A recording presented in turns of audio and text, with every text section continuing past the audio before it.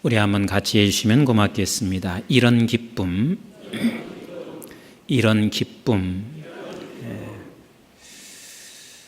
어느 분이 저한테 이런 말씀을 하셨습니다. 목사님, 암흑의 사역자 되시는 분은 늘 뵐 때마다 조금도 질투와 시기가 없으신 것 같고, 그냥 그분은 사역하시는 모습이 오직 교회와 주님 생각하시고 하시는 것 같아요. 그래서 사실 그 얘기를 딱 듣고 정말 뵈니까 그런 분이셔요. 오직 교회와 주님만 생각하시고 질투라는 건 전혀 없는 것 같다. 그러면서 제가 이렇게 생각해 보니까 나는 어떻게 사역하고 있나 하는 것을 또 한번 점검해 보는 시간도 가져보았거든요. 오늘 본문이 우리에게 시사하는, 또 오늘 한국 교회에 시사하는 바가 너무 큽니다. 세례 요한 그리고 예수님이 이제 함께 세례를 베풀고 있는데, 세례 요한은 딴 일이 좀 있었어요. 변론하는 일이라 하는 이야기는 가서 지금 중요한 일을 놓고 설교를 하신다고 할 수도 있고, 어찌됐든 간 지금 변론을 하기 위해서 들어갔는데, 예수님의 제자들과 세례한 제자들이 모두가 다 예수님이 세례하시는 곳으로 다 가버렸어요. 그러니까 세례 요한의 제자가 좀 신경질 날 거 아니겠어요? 우리 선생님의 제자가 다 예수님께로 가버렸으니 신경질이 났어요. 그래서 막 달려와 가지고 세례 요한에게, 선생님에게 이렇게 말합니다. 선생님께서 그 선생님을 증언하는 그 증언자가 지금 우리의 제자들을 데리고 다 가버렸습니다. 그래서 지금 그 증언자에게로 제자들이 다 가버렸습니다. 이 이야기를 딱 듣는 그 순간 우리는 어땠을까 한번 생각해 볼 필요성이 있는데, 그럼 세례 요한이 예수님에 대해서 무엇을 증언했냐면 1장 27절을 한번 같이 보겠습니다. 시작. 곧 내 뒤에 오시는 그이라 나는 그의 신발끈을 풀기도 감당하지 못하겠노라 하더라. 자, 예수님에 대해서 세례 요한이 이렇게 말을 한 거예요. 많은 사람들이 세례 요한에게 찾아와서 당신이 오실 메시아냐? 아니, 나는 아니야. 근데 그분이 오시는데 그분은 내가 그분의 신발끈도 풀기도 감당할 수 없을 만한 위대하신 분이야. 그랬습니다. 그리고 또 한 번 보세요. 29절을 같이 읽어보실까요? 1장 29절 시작. 이튿날 요한이 예수께서 자기에게 나오심을 보고 이르되 보라 세상지를 지고 가는 하나님의 어린 양이로다. 예수님을 보면서 이 세례 요한이 이렇게 말했습니다. 봐라, 저분은 세상 짐을 지고 가시는 하나님의 어린 양이시다. 이건 최고의 극찬이고 최고로 존중해드리고 높여드리는 분이란 말이에요. 자, 그 다음에 한번 34절을 또 보세요. 시작. 내가 보니 그가 하나님의 아들이심을 증언하였노라 하니라. 그러니까 세례 요한의 증언은 예수님에 관해서 이렇게 증언을 했다 그 말이에요.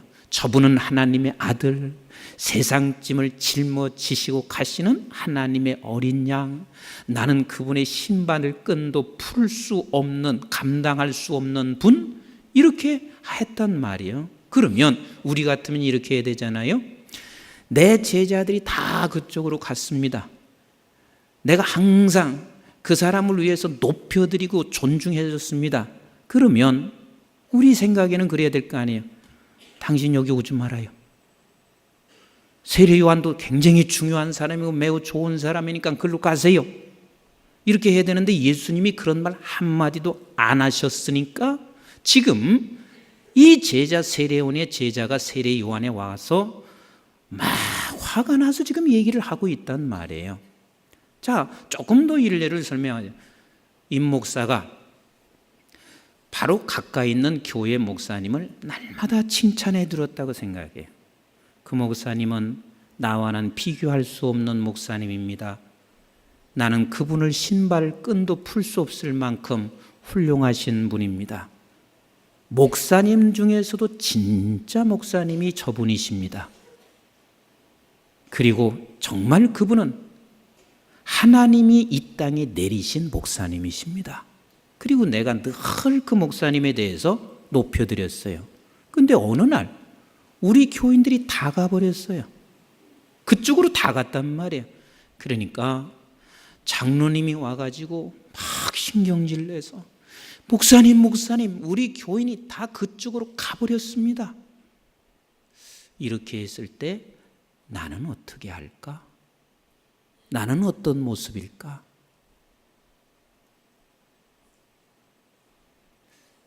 난 이 본문을 읽으면서요, 하나님께서 내게 오늘 이 시대에 주시는 메시지이기도 하고 한국교회에게 주시는 메시지이기도 하고 우리 모두가 이 메시지 앞에 나 자신을 점검해 봐야 할 중요한 시점에 와 있습니다.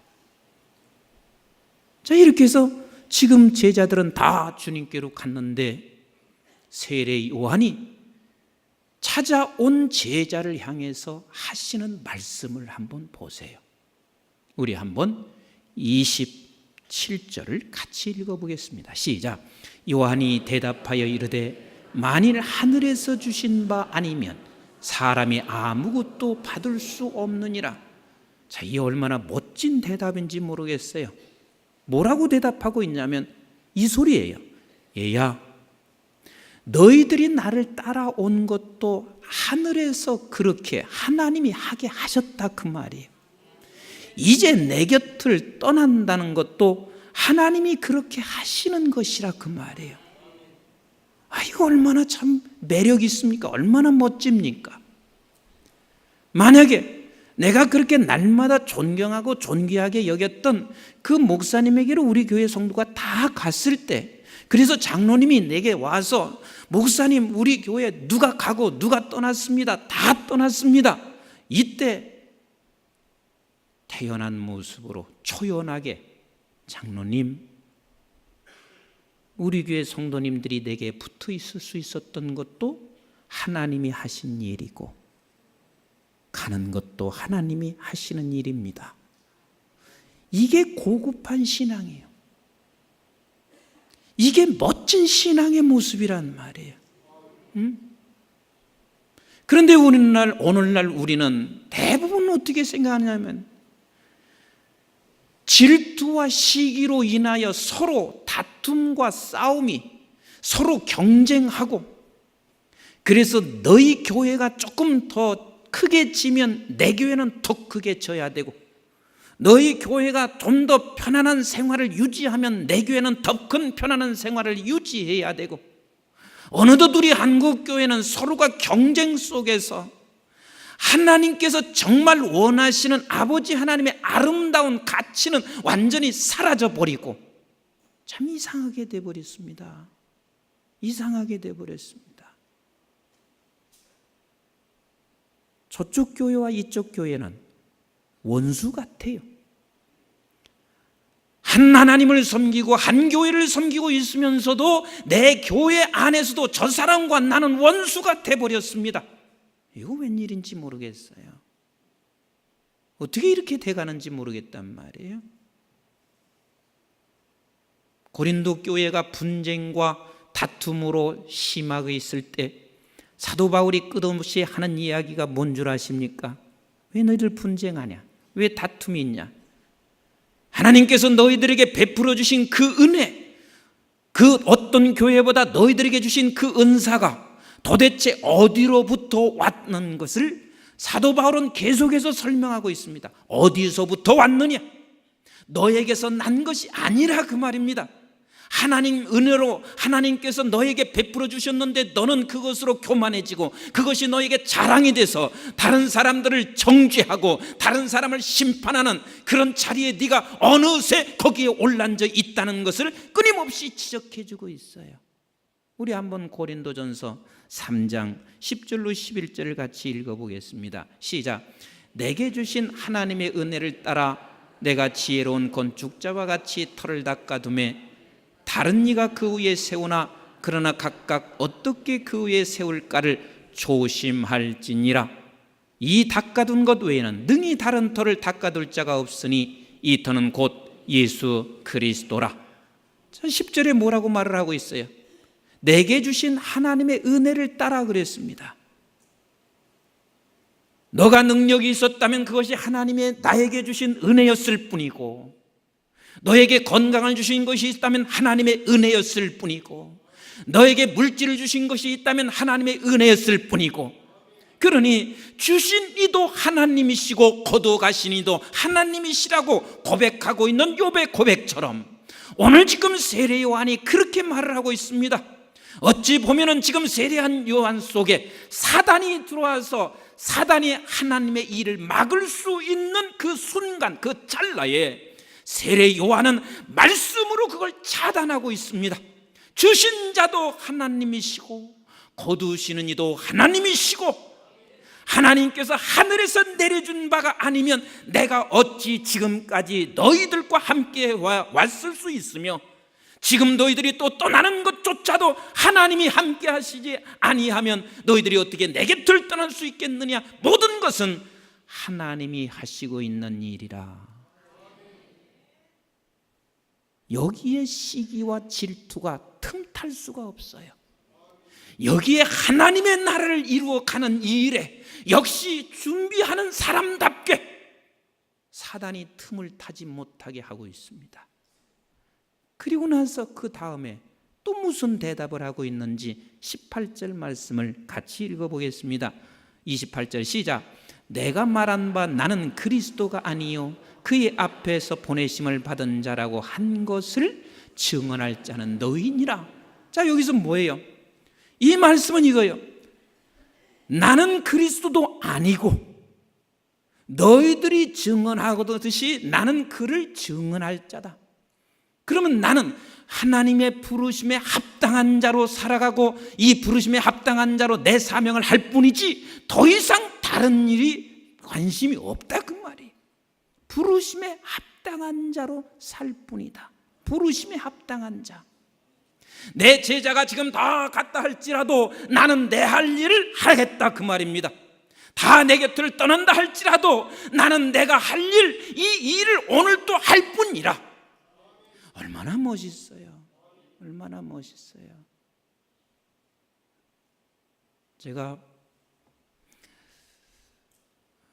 외국에 있을 때 좀 그 교회가 조금은 어려움이 있었던 교회였었어요. 근데 어려움이 있을 때 한 집사님 네 분이 참 아름다웠던 모습을 기억해요.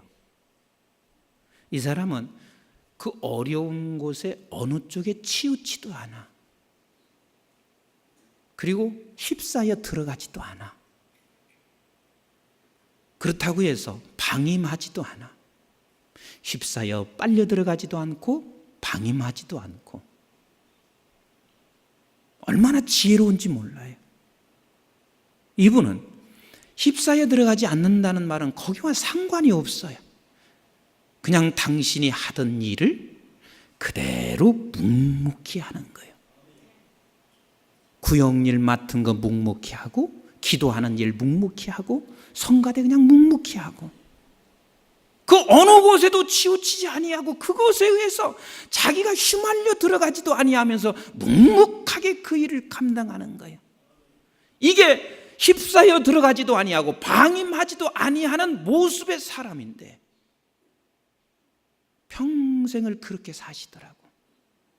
지금도 제가 한국에서 1년에 한두 번은 만나요. 근데 지금도 여전히 그렇게 사세요. 지금 세례 요한이 당신의 제자들이 다 떠나는 그 순간 내가 배반감을 느낄 수도 있습니다. 내가 너희들과 어떻게 지금까지 자라왔는데, 어떻게 너희들을 가르쳐 왔는데 결국은 지금 저에게로 다 따라가고 있을 때 그 배신감, 그 배신감으로 인하여 세례 요한은 당신이 증언한 예수 그리스도의 사역을 막을 수가 있는 그 틈을 지금 주지 않고 있단 말이에요.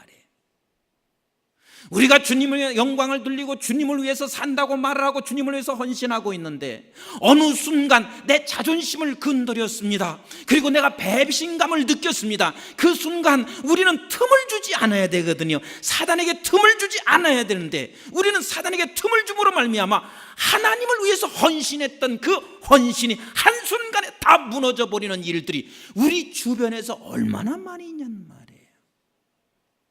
세례 요한은 부르심에 합당한 일을 나는 지금 했을 뿐이고 지금도 부르심에 합당한 자로 오늘 내가 이 자리에 서 있으면 된다는 거예요. 우리 한번 에베소서 4장 1절로 4절을 같이 읽어볼까요? 시작. 그러므로 주 안에서 갇힌 내가 너희를 권하노니, 자, 주 안에서 갇힌 내가 이미 주 안에 있는 저와 여러분들이 너희를 향하여 권하노니, 계속 있습니다. 시작. 너희가 부르심을 받는 일에 합당하게 행하여 모든 겸손과 온유로 하고 오래 참음으로 사랑 가운데서 서로 용납하고 평안에 매는 줄로 성령이 하나 되게 하신 것을 힘써 지키라. 몸이 하나요 성령도 한 분이시니 이와 같이 너희가 부르심의 한 소망 안에서 부르심을 받았느니라. 어떤 상황에도 네가 할 일만 하라는 거예요. 거기에 네가 휩쓸려 갈 이유도 없고 틈을 줄 필요도 없단 말이에요. 너는 그냥 네가 할 일, 오늘 그 현장 속에서 네가 겸손해지고 온유하고 용납하고 사랑하고 하나가 되는 일, 그 일, 이 부르심에 합당한 일을 그냥 하라는 거예요. 이게 사단에게 우리에게 틈을 주지 않는 거예요. 그 다음에 뭐라고 지금 하고 있어요? 29절을 같이 한번 읽어보겠습니다. 세례 요한이 대답하고 있는 것을 한번 잘 깊이 한번 보세요. 시작. 신부를 취하는 자는 신랑이나 서서 신랑의 음성을 듣는 친구가 크게 기뻐하나니 나는 이러한 기쁨으로 충만하였노라. 참 너무 멋있어요. 지금 당신의 제자들이 모두가 다 예수님께로 다 가버렸습니다. 그런데 이분이 지금 이렇게 말을 하고 있는 거예요. 얘들아, 내 기쁨이 뭔 줄 아느냐? 내 기쁨은 제자들이 나를 따라다니는 것이 내 기쁨이 아니란다. 내 기쁨은 지금 신랑과 신부가 만나는 것이 내 기쁨이란다. 내 관심이 뭔 줄 아느냐? 너희들이 평생 나를 따라다니는 것이 내 관심이 아니란다. 나의 관심은 신랑과 신부가 만나는 것, 다시 말하면 나의 관심은 예수 그리스도를 믿음으로 말미암아 저들이 예수 그리스도를 높여드리고 예수 그리스도께 가까이 가고 예수를 닮아가는 것, 이것이 내 기쁨이란다. 다른 기쁨이 내가 없다. 왜? 이 기쁨으로 당신은 충만하기를 원하고 이 기쁨이 나에게 충만하단다. 내 관심은 딴 것이 없다. 오직 저 사람이 주님을 만나면 되는 것이란다. 저 사람이 주님을 닮아가면 되는 것이란다. 저 사람을 통해서 주님이 존귀하게 되면 되는 것이란다. 이것이 세례 요한의 관심이었고 기쁨이었어요. 저는 시골에서 살면서 한국 교회가 모두가 다 이렇게 되어지기를 함께 소망했으면 좋겠다는 생각을 이제 와서 많이 해요. 왜? 나는 시골에서 신앙생활할 때요, 이웃 교회와 질투와 시기하는 걸 나는 한 번도 본 적이 없어요. 저쪽 교회에서 부흥회하면 목사님이 광고를 하세요. 우리 이번에 같이 저쪽 교회로 가서 함께 은혜를 받자. 그러면 그 목사님이 그 광고를 하시는 것은 무슨 의미인 줄 아세요? 내 기쁨은 우리 교회가 막 커서 우리 교회만 커가지고 엄청난 사이즈를 만드는 게 내 기쁨이 아니라 내 진정한 기쁨은 어디를 가서든 주님을 만나는 게 진정한 기쁨이다. 그래서 그냥 목사님이 성도들을 몰고 그리고 그 이웃교회로 가요. 어떤 때는요 10km 정도 되는 그 이웃교회까지 그냥 식사도 굶고 목사님과 함께 그 이웃교회로 가서 은혜를 받으면 막 또 부흥 강사 목사님들이 그렇게 막 설교를 잘하면 어떻게 생각하면 질투도 나잖아요. 근데 내가 본 목사님들 중에서는요 질투를 몰라요. 그 목사님이 가서 막 은혜를 끼치고 하나님의 말씀을 증거하면 담임 목사님은 너무 행복한 거예요. 우리 교회 성도들이 예수님을 만났구나, 우리 교회 성도님들이 하나님을 지금 경험하고 있구나, 이것으로 그렇게 행복해하는 거예요. 이게 우리 한국교회 초대교회였어요. 이때 우리 하나님이 얼마나 행복하고 기뻐하셨을까. 주의 종들도 우리의 관심은 내가 이곳에서 살면서 내가 먹고 사는 것에 관심이 있는 것도 아니고, 교회 건물을 더 키워가는 게 관심이 있는 것도 아니고, 수만 명 수천 명을 더 만들어가는 게 관심이 있는 것이 아니라 어느 곳에 있든지 그가 하나님을 만날 수만 있으면, 예수님을 만날 수만 있으면, 그래서 예수가 그의 신랑이 될 수만 있으면 이것이 나의 기쁨이다. 그런 주의 종들이 하나님께서는 많아지기를 원하고 있을 뿐만 아니라 또 그런 주의 종들이 있는 한국교회가 된다면 또 성도들도 안 그러겠어요? 당회원들도 안 그러겠어요? 저 사람이 예수님 만나면 돼, 예수님 만나면 돼, 예수님 만나면 돼. 그래서 사실 저희 교회도 다른 교회로 가시는 분들도 많이 계시고 오시는 분들도 많이 계세요. 내가 보고를 받으면 저는 이래거든요. 이단이 아니라면 그분이 그곳에 가서 신랑 예수님을 만날 수만 있으면 평안하게 보내드리라. 또 오실 때 마음에 부담 없이 친정집에 오시듯이 오실 수 있도록 문을 열어드려라. 사실 가시면서 저한테까지 오시는 분은 거의 없어요. 뭐 교구장하고 거기서 끝나고 말든지 하는데, 내가 보고받으면 그 얘기를 해요. 사실은 우리의 관심, 교회의 관심은 딴 데 있으면 안 돼요. 신랑이 만나지는 그 기쁨으로 우리는 만족해야 된다, 그 말입니다. 한번 사도 바울 보세요. 로마서 9장 1절과 2절을 같이 한번, 1절부터 3절 같이 한번 보겠습니다. 시작. 내가 그리스도 안에서 참말을 하고 거짓말을 아니하노니 나에게 큰 근심이 있는 것과 마음에 그치지 않는 고통이 있는 것을 내 양심이 성령 안에서 나와 더불어 증언하노니, 나의 형제 곧 골육의 친척을 위하여 내 자신이 저주를 받아 그리스도에게서 끊어질지라도 원하는 바라. 자, 바울의 관심이 뭐냐는 말이에요. 내가 저주를 받고 심지어는 이럴 수도 없는 일이지만 이렇게 간절하게 소망하는 게 뭐냐면, 내가 그리스도에게서 끊어질지라도 내 형제, 내 골육들이 주님을 만나는 것이 내 관심이라는 거예요. 이것이 나의 기쁨이라는 거예요. 내가 죽어 없어진다 할지라도 저 사람이 신랑 예수를 만나는 것이 나의 관심이다. 그러면 이런 관심을 가지고 있는 바울은 왜 관심을 가지고 있는 줄 아세요? 이게 진짜 예수 만난 사람이기 때문에 그래요. 내가 예수를 만나보니까, 내가 신랑 예수를 만나보니까 이 신랑 예수보다 더 큰 것을 내가 추구할 가치가 없다는 거예요. 내가 신랑 예수를 만나보니 이 세상의 그 어떤 것과는 비교할 수 없다는 것을 알았습니다.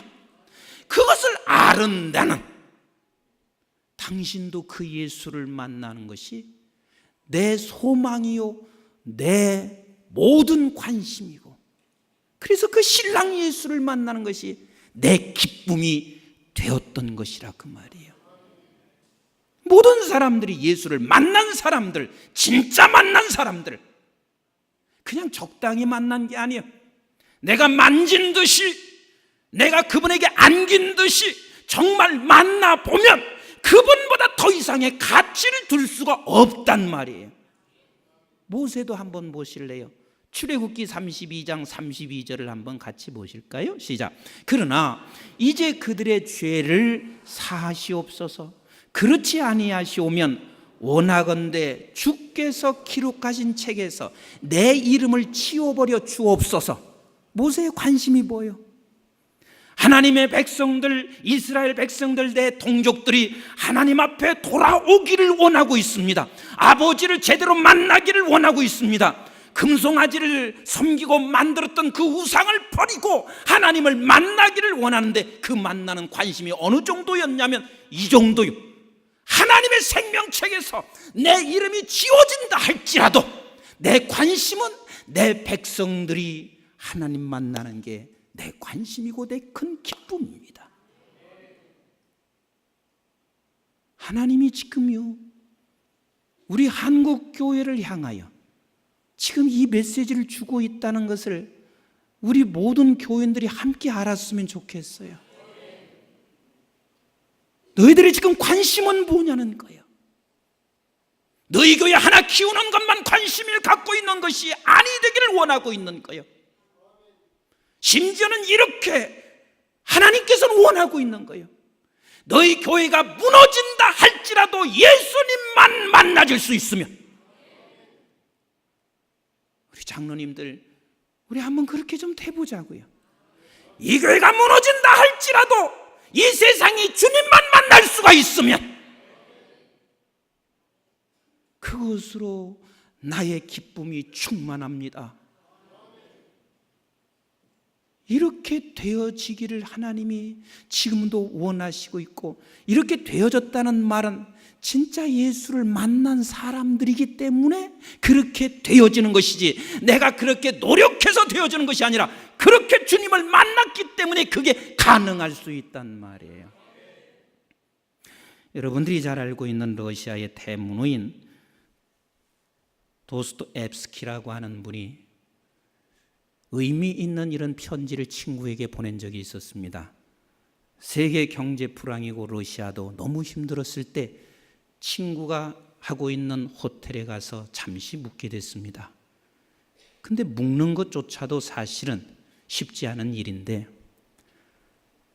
3일 동안 한 번도 빵과 음식을 한 번도 친구가 준 적이 없었습니다.